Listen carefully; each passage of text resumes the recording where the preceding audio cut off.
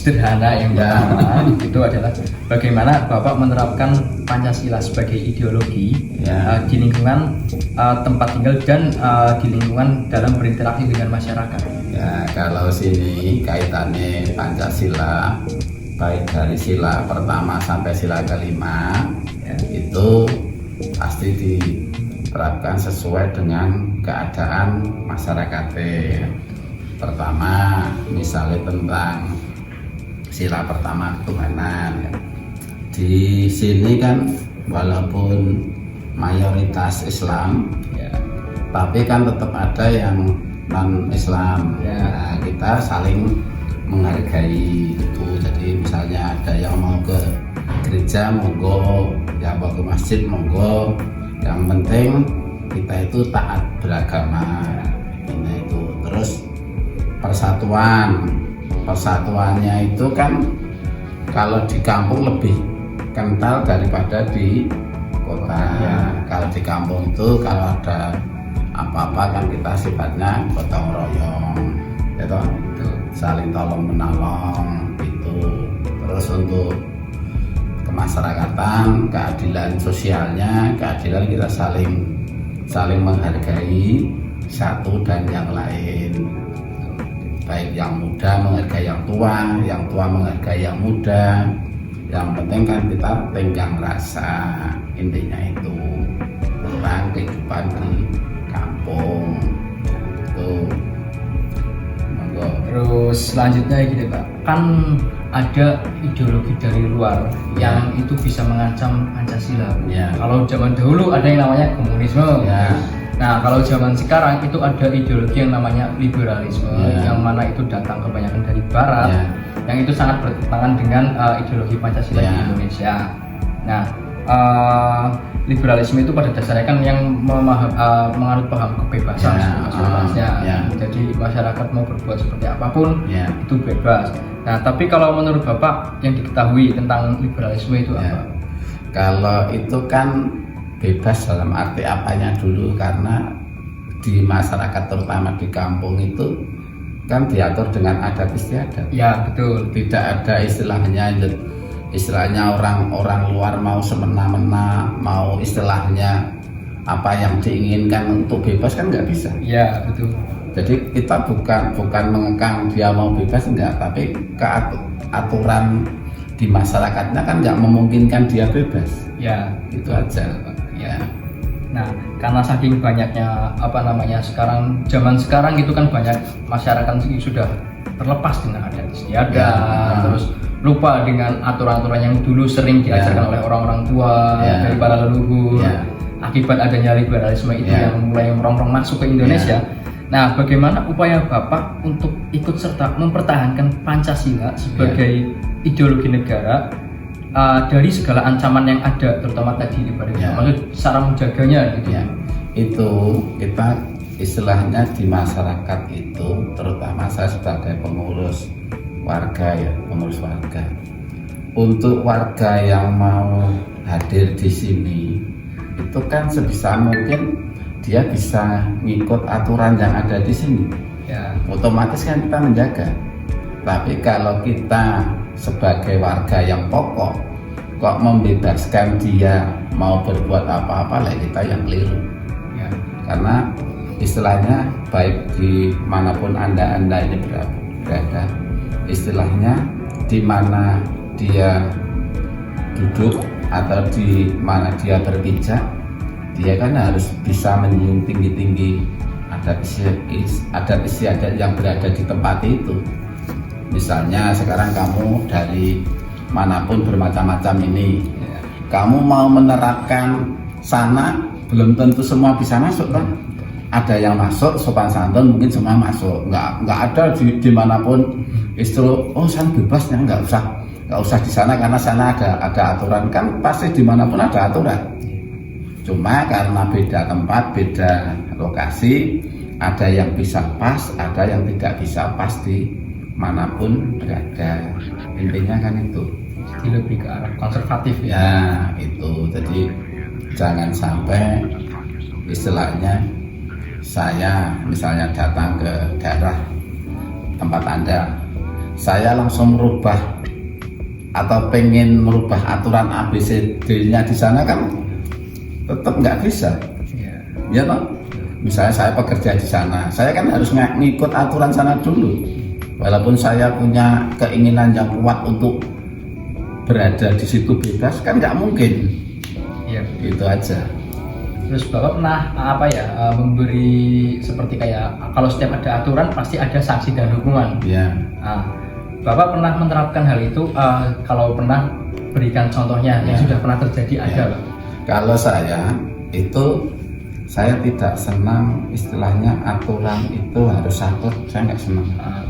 Karena kita paling nggak kan komunikatif dulu, komunikatif. Terus habis itu kita rangkul apapun yang anda inginkan dan yang anda perselisihkan, pastikan ada solusinya. Ya.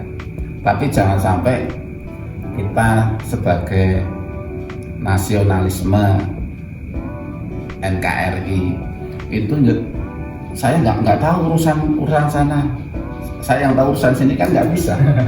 Iya. Itu jadi makanya kita itu selalu belajar menghormati antara satu dan yang lain. Sebenarnya kalau satu dan yang lain itu bisa menghormati, kita hidup nyaman. Iya. Ya nggak? Betul. Intinya kan bisa saling menghormati itu. Kalau mungkin dari saya, Pak. Ya. Menurut sudut pandang Bapak sendiri, Ya. Ideologi itu seperti apa, Pak? Ideologi itu kan kayak istilahnya bisa itu namanya undang-undang itu udah ada tuntunannya. Ya. Kalau undang-undang itu kan di bawahnya kayak adat istiadat kan di bawahnya. Terus habis itu dari adat istiadat masih ada aturan-aturan yang tidak tertulis kan banyak. Sebenarnya kalau undang-undang itu dijelentrehkan kan mudah, tapi aturan-aturan yang tidak tertulis yang ada di masyarakat ini dan dilakukan ini yang kita harus bisa tunduk itu. Ya enggak? Sekarang misalnya kamu berpanutan, oh undang-undangnya cuma seperti ini tuh, saya nggak melanggar undang-undang kok, tapi karena adat istiadat dan aturan yang tidak tertulis ini dilanggar, ini kan tetap nggak nyaman. Sekarang misalnya kayak Jogja ini contoh ya, Anda usik-usik kebebasan keraton misalnya, orang Jogja pasti langsung istilahnya panas ya Pak. Ya. Dulu misalnya mungkin anda belum lahir ya, itu si namanya Menteri Dalam Negeri ya, dulu itu sampai bilang istimewanya Jogja itu apa toh? Dia sampai bilang gitu, ngatur-ngatur keraton gitu toh. Ya udah, orang-orang kan udah nggak hormat. Orang-orang yang istilahnya kita itu sebagai warga di Jogja ya, itu nek sabdo pandito ratu itu sultan ya, ratu itu pasti rakyat udah tunduk gitu loh. Tapi kalau ada orang-orang yang istilahnya orang-orang dari luar Jogja, terus istilahnya istimewa Jogja apa keraton tuh cuma istilahnya nggak ada aturan bakunya, padahal dulu itu aslinya duluan keraton daripada NKRI itu gitu loh. Tapi kan orang tidak tahu. Sampai istilahnya kalau dulu sejarahnya itu Sultan yang ke-9 itu ayahnya Sultan yang ke-10 ini, itu kalau anda tahu itu meninggalnya itu mungkin nggak percaya anda, dari sini itu sampai Mogiri itu berjejer orang nggak ada habisnya. Karena apa? Saking kita taat, kita hormat itu. Makanya kalau ada istilahnya orang-orang yang istilahnya peleknya keraton, usik-usik keraton, itu orang Jogja pasti udah paling awal dia panas dulu.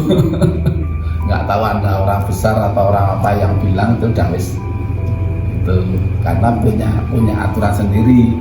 Demikian juga misalnya di daerah anda ya, kita nggak tahu, lalu usik-usik baru datang, usik-usik itu apa tuh, keratonnya kok kayak gini toh, oh pejabatnya kok kayak gini, panas nggak anda? Nah gitu sama aja. Nah, itu makanya itu enggak, kita sebisa mungkin di mana anda berpijak itu bisa bisa mengikuti dulu aturan yang ada. Jadi orang-orang itu aslinya nggak boleh, misalnya ya, di contoh-contoh Anda mahasiswa gitu ya, contoh. Anda rumangsa teorinya udah pandai, ilmunya tinggi, tapi kan nggak boleh Anda langsung itu nggak pas loh, itu nggak pas. Anda orang baru loh, boleh ngatur sebentar, kalau dikit-dikit. Oh ini mas, kalau sudah diberi kesempatan loh, kalau belum diberi kesempatan nggak usah Anda rumong sosok paling pinter lah, itu yang nggak boleh di situ. Tapi sewaktu-waktu Anda sudah jabat, Anda sudah istilahnya bisa dipercaya orang-orang, Anda mau melakukan apapun yang sesuai undang-undang dan adat istiadat, pasti didukung. Satu lagi ya Pak. Ya. Selama Bapak Ya. menjabat sebagai ketua RW, Ya. apakah ada penyimpangan-penyimpangan yang mencerminkan liberalisme yang Bapak temui? Kalau di sini jarang, kalau hampir nggak ada. Karena yaitu istilahnya orang-orang yang datang itu pasti istilahnya kalau orang kos ya pasti sesuai aturan dia, tidak istilahnya semaunya sendiri dalam baik berbuat ataupun bertindak, kan enggak. Karena kalau di sini itu tak bilang tadi itu pasti sesuai Pancasila, itu udah yang aman. Ya toh? Itu yang aman. Tapi kalau Anda melenceng dari Pancasila, nah itu yang bahaya. itu karena sudah diatur itu. Jadi istilahnya kita juga jangan sampai mengekang dan tidak boleh memberi kesempatan dalam arti melenceng apa yang aturan yang sudah ada. Contoh kita malah istilahnya melegalkan kebebasan kan nggak boleh, karena ada sesuatunya, kan nggak boleh. Jadi pejabat itu kalau bisa lurus-lurus aja, nggak usah seneng istilahnya aji mumpung. Tahu anak aji mumpung saya jabat, saya berbuat ini nggak ada yang ngatur. Oh saya mumpung jabat saya berbuat ini nggak ada yang ngatur, itu keliru. Itu monggo masih ada. Masih itu. Jadi kita itu yang penting hidup di masyarakat, misalnya kayak masih.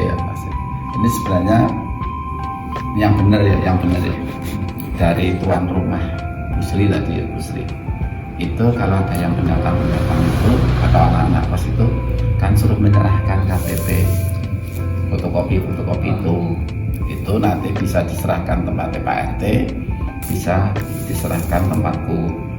Itu bukan untuk ngekang loh ya, itu umpama nanti ada mas-mas itu kadang belum tentu HP itu sekarang membereskan semuanya ya, dicari seseorang, oh namanya ini, alamatnya dari sini, saya kan punya datanya, ya enggak. Nah contoh-contoh seperti itu. Tapi kan saya nggak perlu negur masih, yang saya tegur kan yang nanti tuan rumahnya.